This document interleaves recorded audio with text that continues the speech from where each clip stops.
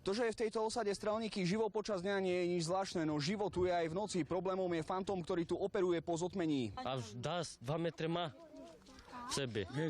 Dlhé vlasy, tetované má na tvári biele tričko. Záhadný muž si podľa miestnych niekedy zoberie aj posily, majú sa rozostaviť okolo osady. Není len jeden, 5 sú. Tu je jeden, tam je jeden, tam je jeden. Až do hrabuše sme ho naháňali a nemôžeme ho chytiť nič. To face beha rýchlo.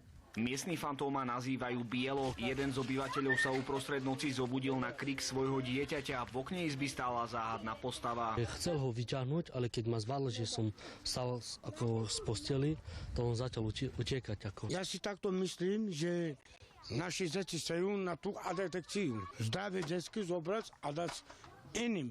Osadu stráži každý, malý aj starý. Stráž držia od večera až do skorého rána. Vyzbrojení sú palicami, sekerami aj pálkami. Týždeň už sme nespali vôbec.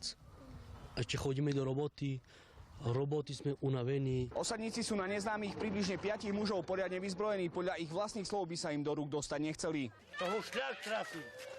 Keby som mu dal jednu po hlavu, tak nestane mi.